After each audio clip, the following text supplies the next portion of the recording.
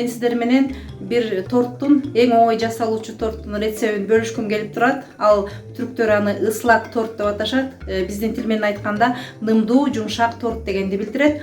Аны жасоонун рецептери мындай.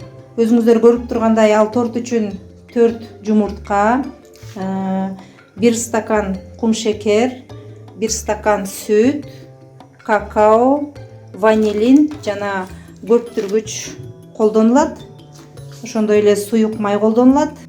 Эң алгач кум шекер менен жумуртканы кошуп алып, андан соң жакшылап аралаштырабыз. Өзүңүздөр көргөндөй жумуртка менен кум шекерди абдан жакшылап чалганда минтип көбүрүп өңүнө чыкты.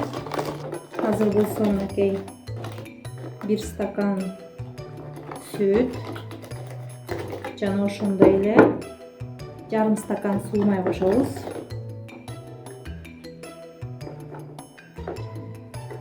Мынакей кошуп алдык. Муну да жакшылап аралаштырабыз. Ошондой эле буга 5 кашык un, 3 кашык какао жана 2 пакет разрыхлитель кошулат. Мунун баарын жакшылап туруп аралаштырабыз. Мынакей достор, мынтип аябай жакшылап чалып алабыз. Бүртүкчөлөрү калбай тургандай болуш керек. Ундун жана какаонун бүртүкчөлөрү калбай тургандай кылып чалып алабыз. Мен дагы чынын айтсам муну өзүм эң биринчи жолу жасап көрөйүн дедим. Эгерде өзүм жасап өзүмдүн экзамени мен өзүм өтсөм, анда жаңы жылда үйгө барып ата-энеме жасап берейин деп атам. Кудай буйруса, силер да жасап көргүлө, сонун болуш керек деп ишенем.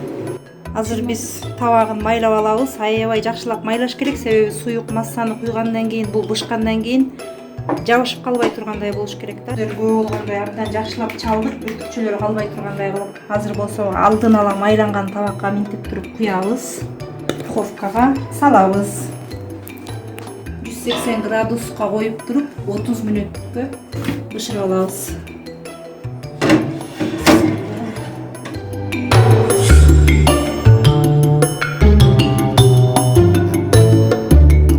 Азыр болсо ошол биздин тортубуз бышайын деп калды. Ошого жакындап калганда соусун даярдап алабыз. Бул үчүн 1 стакан сүт, жарым стакан суу май,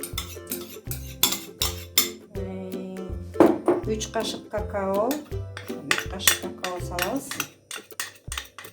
Анан кийин муну жакшылап туруп аралаштырабыз.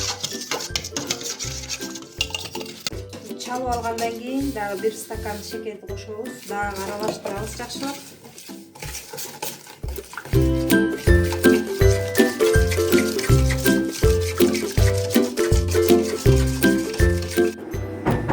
Отко коюп алып туруп дагы кайнатышыбыз керек. Бирок кайнап аткан учурда тыштап кетпей, ошол кайнаганча минтип аралаштырып турабыз.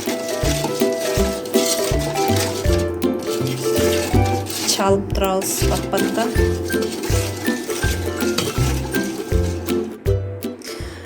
Мынакей тортубуз дагы даяр болду. Эми муну минтип кесип алабыз. Кескен соң үстүнө соусту куябыз ысык бойдон. Муну дагы баардык жагына жеткидей кылып, баарына үстүнө жаба куябыз.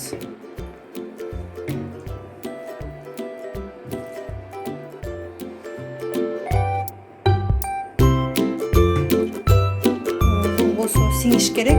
Сиңип, мунун үстүн жаап калгандан кийин дагы ошо сиңгиче жарым сааттай муну кармап турушубуз керек болот. Мынтип коелук, үстүнө сиңсин.